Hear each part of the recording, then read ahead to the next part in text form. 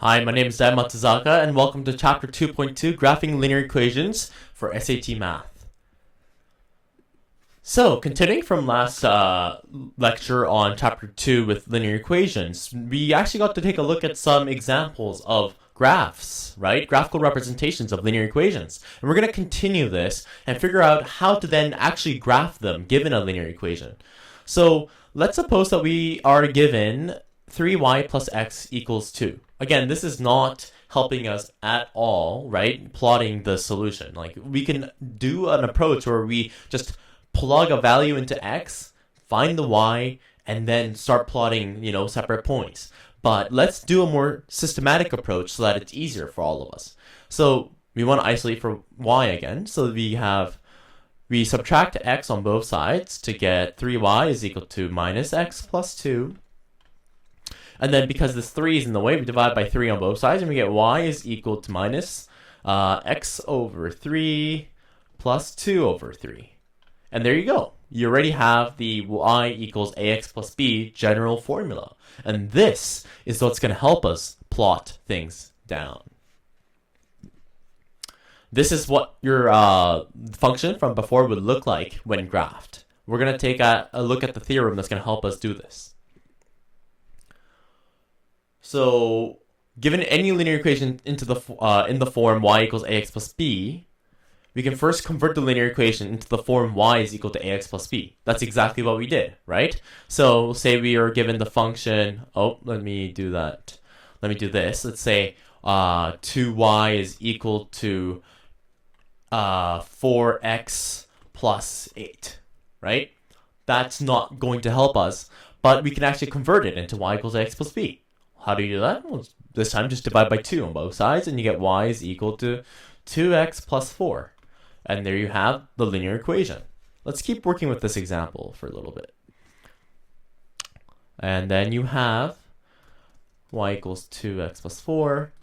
And as we discussed earlier, we can find the xy intercept from this information, right? What's the y-intercept? Well, it's just going to be 0, 4, right? 0 and then the b value.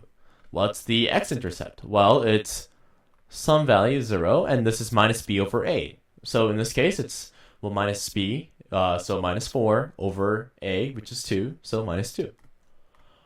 And then you have 2 points of the graph already to begin with. So if I were to just draw it out, right? We have the point 0, 4, so this is the x-axis, this is the y-axis. You have 0, 4, let's say this is 4. Say this is minus 2. Right? So we have these 2 points. You know the line's going to cross these 2 points. Well, what can we do? We can use a straight edge and just connect these two with a straight line. And then extend that line. And there you go. You have your linear equation that you wanted. And here we're going to talk a little bit about the rate of change. We talked about this in the previous video as well, but we talked about it in kind of the form of how do we get it? How do we find it fast? And rate of change is actually a little bit more nuanced, okay? And suppose that we have a function, say f of x is equal to x plus 1. Well, we want to think about how much does the function value, so say this is y, how much does y actually change given a change in x? Well, let's actually work with the example from before. So we had y is equal to 2x plus 4. How much is this changing? Well, we already know that it's actually just 2, right? That's from the previous video. But we can actually figure this out through plugging in numbers and values. And it's actually going to be equal to this equation here. y2 minus y1 over x2 minus x1. Let's see what that actually means. So before we had the x and y-intercept. So let's use those values. We have 0, 4, and we have minus 2, 0, right? So let's just let this be equal to x1, y1, and let's let this one equal to x2, y2, right? Then y2 minus y1, well, what's that? Well, it's just 0 minus 4. So that's just minus 4. And then you have x2 minus x1, so minus 4 over x2 minus x1, and x2 was minus 2, and then minus x1 is just 0. So you actually just end up with 2, which is exactly what we had previously. We'll look at another example to make this really concrete.